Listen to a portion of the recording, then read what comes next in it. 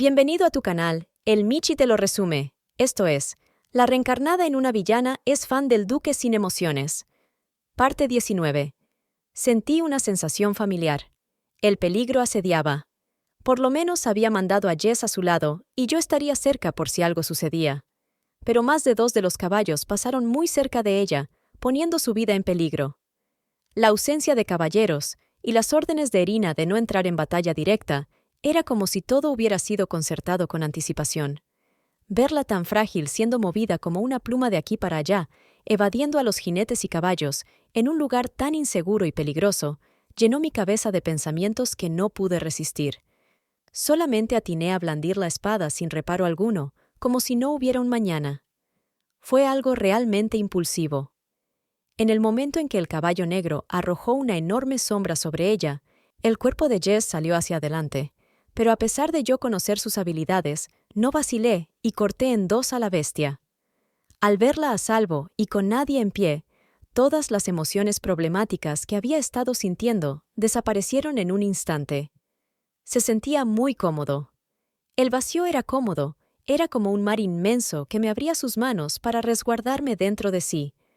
Con cada segundo que pasaba mis emociones terminaban por nublarse y desaparecer, a medida que más me adentraba en ese inmenso mar de tranquilidad. De repente, escuché a lo lejos una voz familiar que me llamaba. Fue cuando empecé a recapacitar sobre los hechos que acababan de acontecer. Si no pude reconocer si eran enemigos o aliados, malvados o buenos, entonces, ¿por qué saqué mi espada sin vacilar? Me preguntaba una y otra vez. ¿Por qué? Numerosos signos de interrogación abarrotaron mi mente. De repente esa voz familiar sonó de nuevo en mis oídos. Pero esta vez sonaba como si fuera urgente. Era alguien mucho más fuerte e importante que esta sensación de vacío. Pude ver cómo una sombra aparecía nuevamente en el cielo azul, pero esta vez junto con el familiar aroma de las flores. En menos de un segundo, mis manos se extendieron por sobre mi cabeza. Cuando el pequeño cuerpo de Shuer fue llevado a mis brazos, las cosas que habían estado resonando en ese vacío, poco a poco fueron tomando color y formas. En ese momento volví en mí. Shuer, con un rostro desconocido para mí, llena de miedo, y con un ramo de flores en la boca, dominaba mi campo de visión. Solo entonces mis alrededores quedaron a la vista. Fue así que Raygrain no tardó mucho en deducir que Shuer, que llevaba varios días sufriendo dolores musculares, había saltado a la grieta por su culpa. Era como una polilla volando hacia el fuego, arrojándolo todo a cambio de mis emociones. Pensó Raygrain. ¿Por qué? Se preguntaba el último Blengar. En menos de un segundo, el gran duque recordó el día que escuchó la noticia de que su padre se había adentrado en el bosque, solo, para morir, tal como dictaban las reglas de la familia Blengar, cuando fue a someter a un solo monstruo. Su madre lo abrazó y tranquilamente aceptó ese hecho sin mostrar ningún signo de tristeza y le dijo, «Ahora es tu turno». En ese momento, el joven rey no entendía nada. Siempre le habían enseñado que el norte debía ser protegido. Era natural sentir la obligación de hacerlo, pero no sabía por qué. La sensación en aquel entonces era exactamente la misma que ahora estaba sintiendo. Ya fuera del trance, Raygrain refunfuñó mientras observaba a su amada que intentaba hablar. «¿Etad edido? ¿Etad ben?» La pobre Shuer, sin soltar los brazos del gran duque, no dejaba de sujetar el ramo de flores mordiéndolo y balbuceando al hablar. Le había preguntado si estaba herido y si se encontraba bien. Raygrain le respondió que estaba bien y que la había hecho preocuparse en vano. «No podrás sobrevivir en el norte si te lastimas con tan solo 5 caballos», añadió el gran duque. Shuer lo sujetó fuertemente, enojada e intentando zarandearlo, cosa que no pudo hacer. Entonces le reprochó. «Tef dije que tajedas fodes, pedo etapeda de Edina no deto que te fuedas». Traducción. Te dije que trajeras flores, pero esa de Irina no dejó que te fueras. De repente, Shuer se detuvo, dejó de seguir hablando, fingió que no sabía lo que acababa de decir y soltó a su amado archiduque. Ray se quedó mirándola fijamente. Fue una escena llena de frescura para él. Nunca antes la había visto así de preocupada y furiosa al mismo tiempo.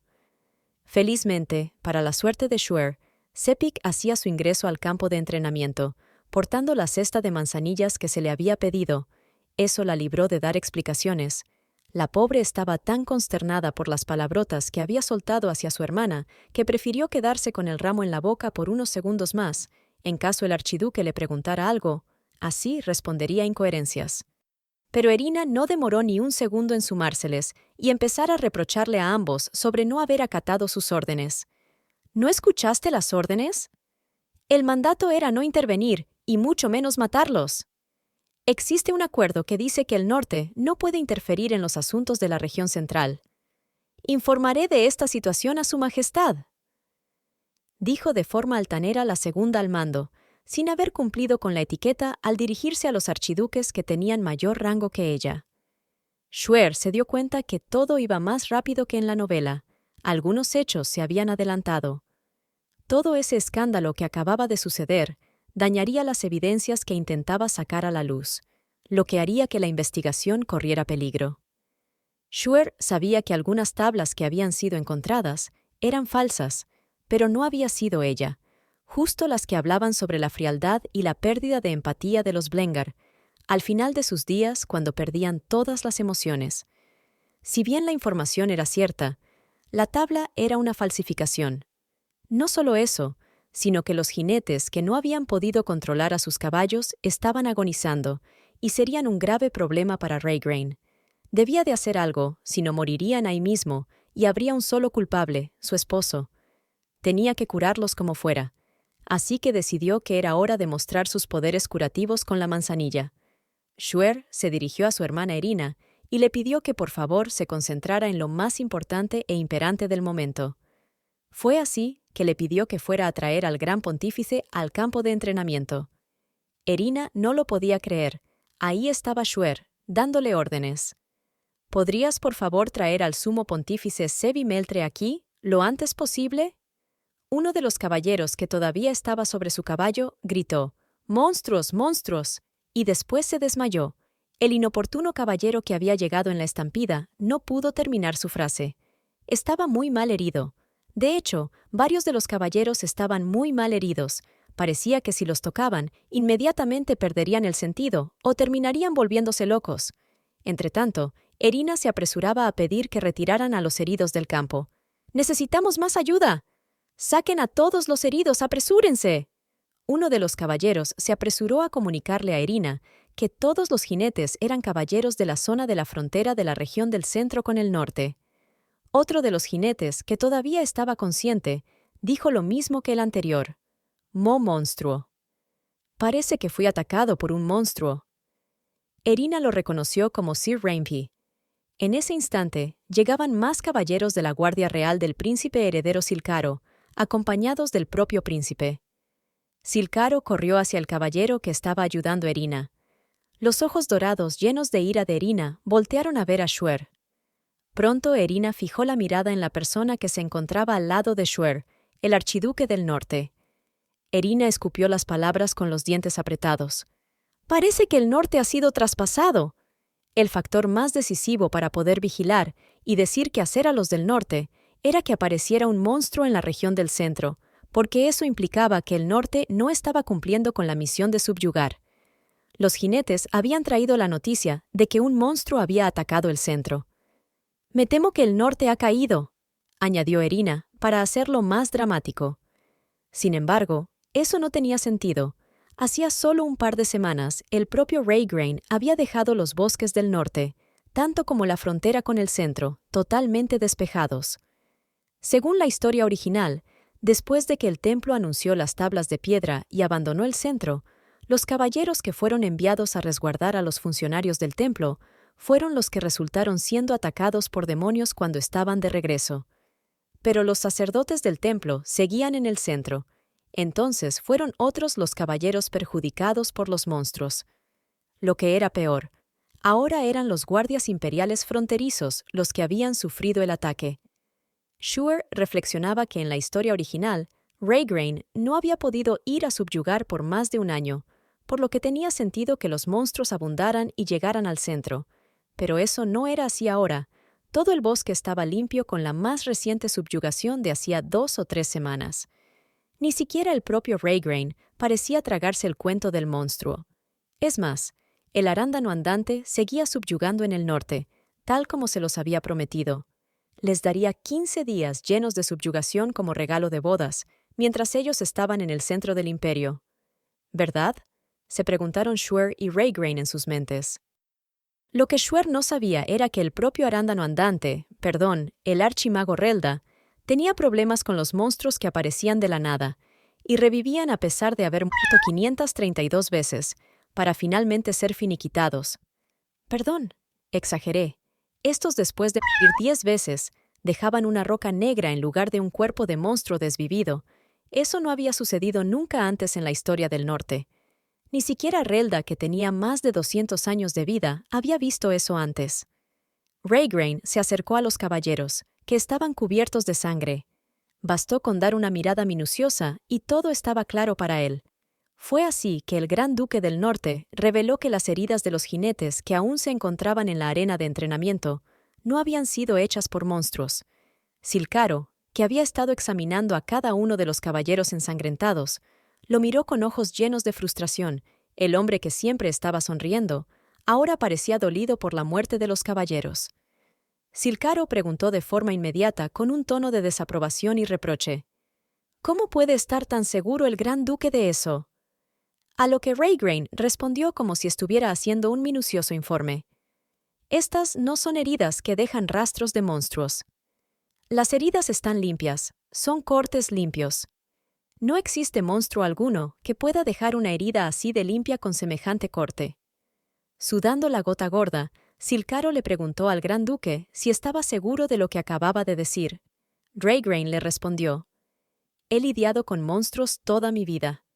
Sé muy bien cómo son las heridas que dejan los monstruos. Estoy seguro.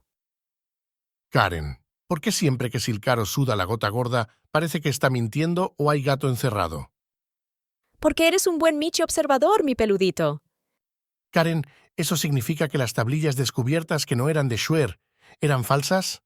Espera, ¿eran de Silcaro? Eso creo, mi querido Michi. De hecho, creo que solamente hay una tablilla original hasta ahora y está en poder de los del templo. Entretanto, los caballeros ahí presentes susurraban. Pero el señor Reifje dijo: monstruos. ¿Qué tipo de herida te deja un monstruo entonces? ¿Quién sabe? Nadie en el centro ha visto un monstruo antes. La pequeña Shuer jaló de la manga de la camisa de su amado archiduque y le comunicó que regresaría pronto. Su Alteza, regresaré dentro de un rato, después de dar estas flores a los heridos, dijo la pequeña pelirroja que estaba parada al lado del más alto de la arena. Rey le dijo que estaba bien. En el campo de entrenamiento, que quedó reducido a poco más que una ruina, solo se escuchaban los gemidos y lamentos de los heridos, así como los relinchos de los caballos que estaban alborotados. Los comentarios continuaban. Se preguntaban quién al borde de la muerte mentiría y diría que fueron monstruos. Eso tampoco tenía sentido. Mientras otros repetían lo que el Gran Duque había aseverado, si él había dicho que no eran monstruos, entonces no lo eran.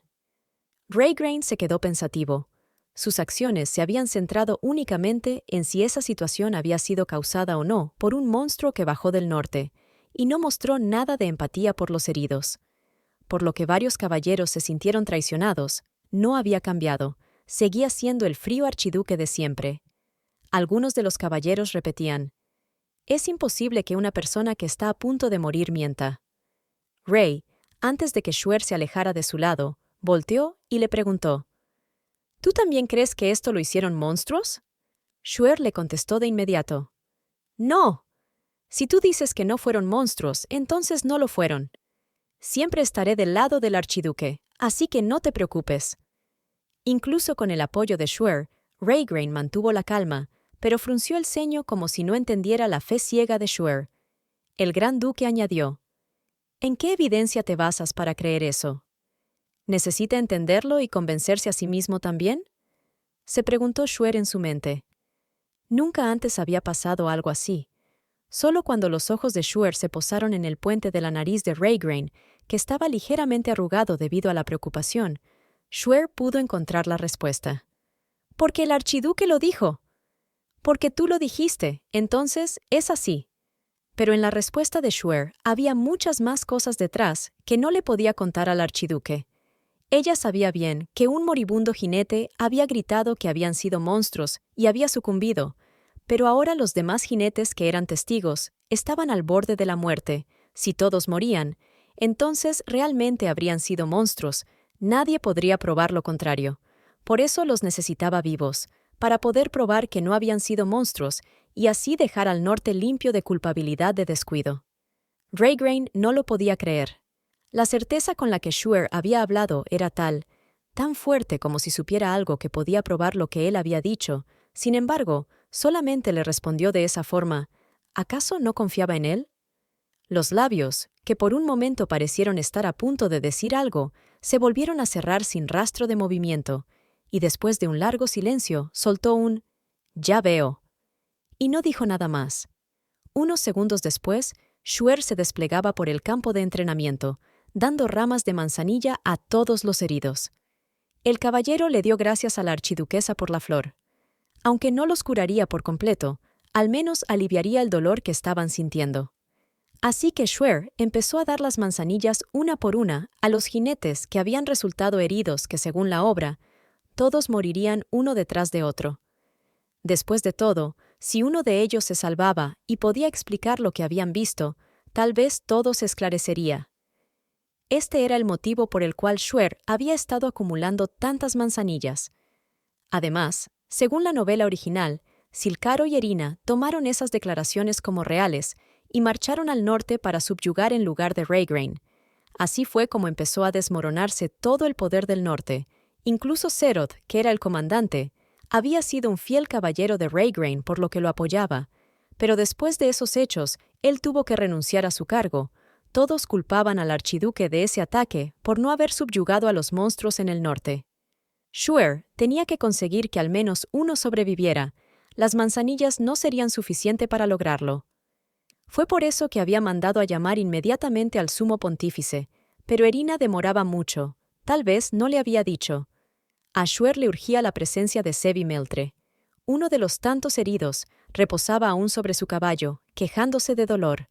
Shuer intentaba darle una rama de manzanilla, pero el cuadrúpedo era demasiado grande. Ella, siendo tan pequeña, no alcanzaba al jinete que casi estaba estirando la pata. Pero el caballo aún se encontraba agitado y alborotado. Mientras Shuer levantaba lentamente los talones, el caballo hizo un ruido fuerte y levantó amenazadoramente sus patas delanteras. ¡Su Majestad! Tranquilo», dijo Jess, poniéndose delante de Shuer e intentando apaciguar al caballo. «Déjeme ayudarle», añadió Jess, y en menos de 2 segundos había logrado sostener las riendas del caballo con Shuer a su lado. Si te gusta nuestro contenido, por favor danos un like, suscríbete y dale clic a la campanita para recibir notificaciones. También puedes unirte al canal o darnos un donativo a través del corazón de Super Thanks. Luego, Jess le preguntó a la archiduquesa si debería de bajar al hombre herido del caballo. Shuer se apresuró a contestarle que no, ya que su herida podía abrirse más y morir instantáneamente. En lugar de eso, ella subiría al caballo. Jess no concebía forma alguna de que Shuer llegara al lomo del caballo, así que le dijo: «No hay forma de lograrlo, no pienso permitirle que monte ese caballo loco». Eso significa que el jinete simplemente tendrá que morir. Pero la terca de Shuer le respondió que no. No tiene que ser de esa forma necesariamente. En ese instante, a Jess se le prendió el foquito de la cabeza y se le ocurrió que podía alzarla. Tal vez cargándola, lograría que ella pudiera darle la dichosa rama de manzanilla.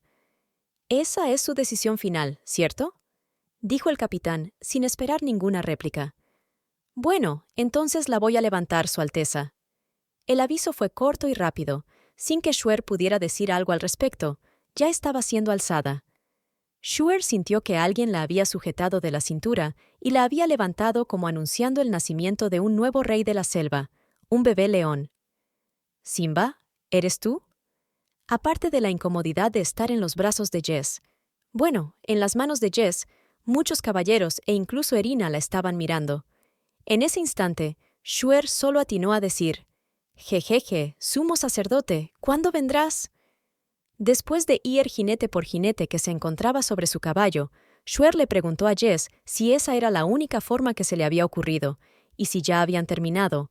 Entonces, ¿por qué todavía no la bajaba? «Esto es tan vergonzoso. Por favor, ¿serías tan amable de bajarme de una vez?» Era como si Jess hubiera tomado venganza por todo lo sucedido hasta ese día. Este respondió, «¡No! Ah, perdón, archiduquesa, claro que sí, pero creo que falta uno». Entretanto, una plegaria se volvía a escuchar saliendo de la boca de Shuer. «Por favor, su santidad, apresúrese». Cuando todos los heridos apenas sobrevivían gracias a las flores, se vio a lo lejos un dúo vestido de blanco. Uno de ellos brillaba como si el sol lo iluminara con más fuerza solamente a él, y su precioso cabello plateado era tan largo que revoloteaba con cada paso, dando ondas divinas en el aire. La mano derecha del sumo pontífice comentó que había muchos heridos, mientras que su santidad no sabía qué estaba pasando. Cuando el sumo pontífice vio esa escena, miró detenidamente a Shuer de arriba abajo mientras la levantaban. «¿Por qué hace eso?», preguntó el pelibello.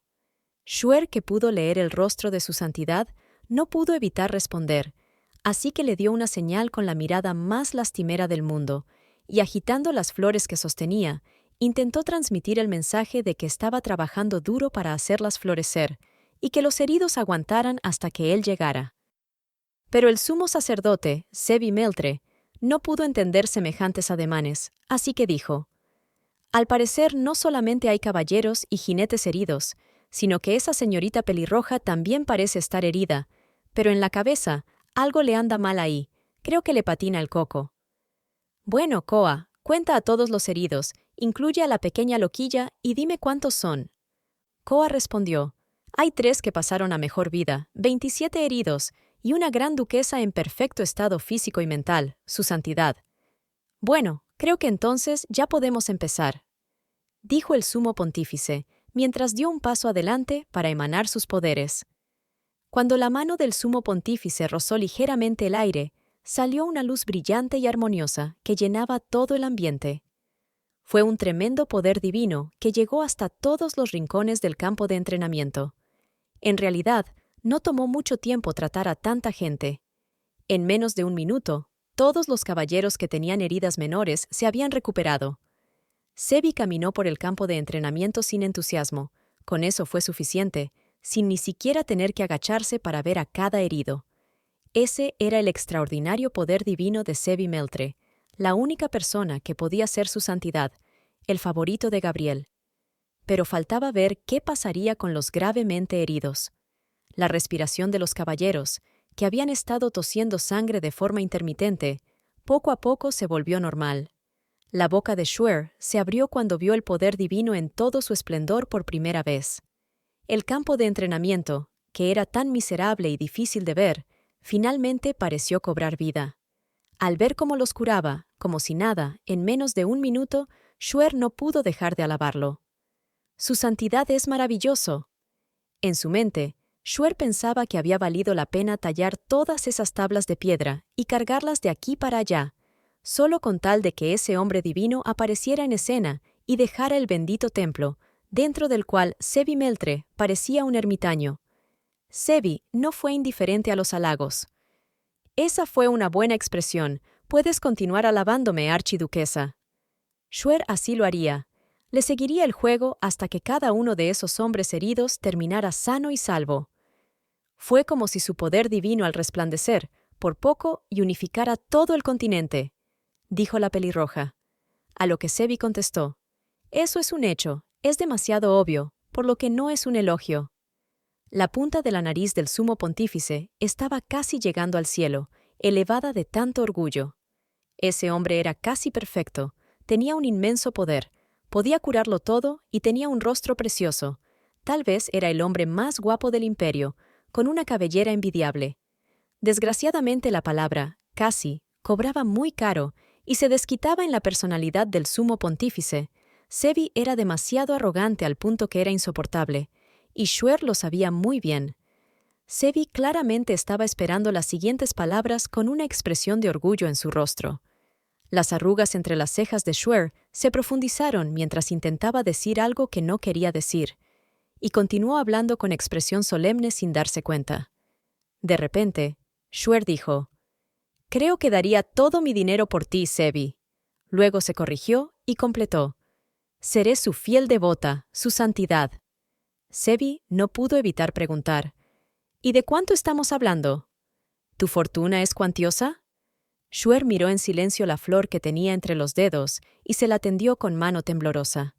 Luego se dio media vuelta y, sin responder, se fue cantando: «La, la, la, la, la».